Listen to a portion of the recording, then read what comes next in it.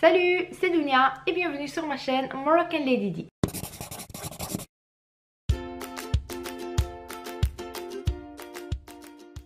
On se retrouve aujourd'hui pour une nouvelle vidéo de maternité. Je vais vous parler du vrai et faux concernant l'allaitement.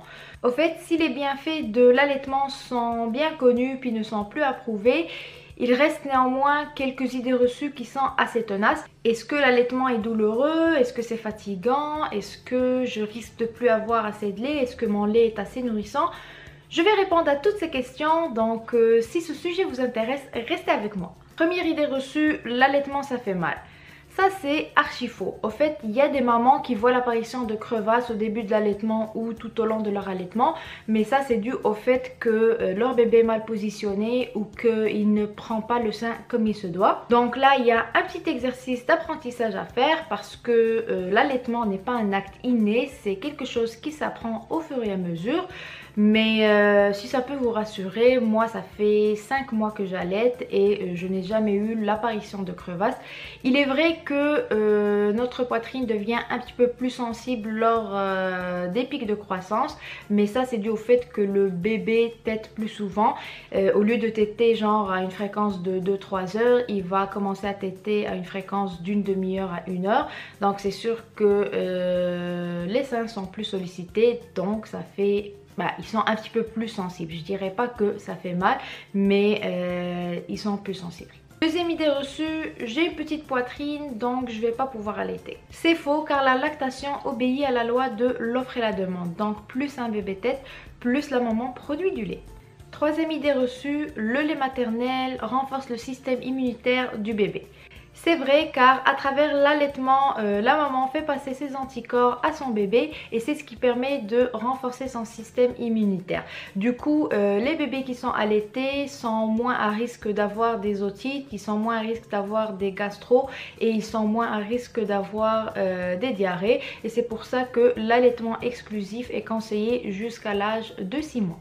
Quatrième idée reçue, l'allaitement c'est fatigant. Faux car ce n'est pas l'allaitement en lui-même qui est fatigant, mais c'est plutôt tous les chamboulements qui arrivent dans notre vie. Le fait d'avoir un enfant, ça nous demande forcément beaucoup plus d'énergie. Moi je rajouterais même qu'on a un avantage à allaiter car on peut allaiter couché sur notre lit. On n'a pas besoin de se lever le soir pour par exemple aller préparer le biberon ou le faire chauffer.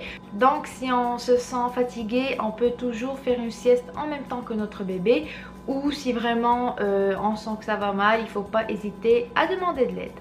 Cinquième idée reçue, il faut alterner les seins à chaque tétée. C'est vrai en partie, c'est surtout valide pour le début de l'allaitement pour assurer une bonne mise en route de notre lactation. Le fait d'alterner les seins va limiter le risque d'engorgement, mais une fois que le bébé sera tété, là on va décider si on lui donne juste un sein ou des fois il aura besoin des 2 seins selon sa demande.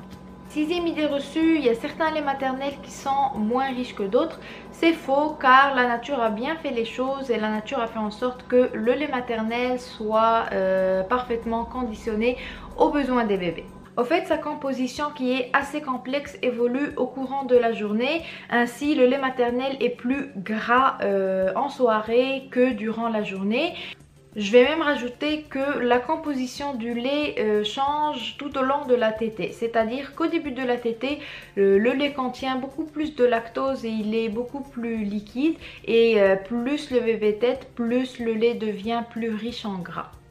Dernière idée reçue, les bébés allaités ont plus de mal à se détacher de leur maman. C'est faux car si l'allaitement est un acte qui aide à renforcer le lien entre la maman et le bébé, cet acte a aussi tendance à rassurer les enfants et à les faire sentir en sécurité.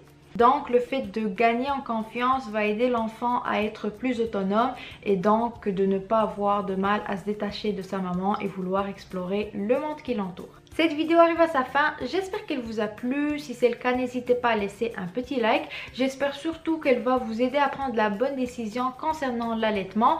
Si vous voulez que je fasse une deuxième partie pour cette vidéo où j'aborde d'autres idées reçues, car oui, il y en a d'autres, n'hésitez pas à me le dire en commentaire. Sur ce, si vous êtes nouvelle, n'oubliez pas de vous abonner et moi je vous dis à une prochaine vidéo. Bye bye!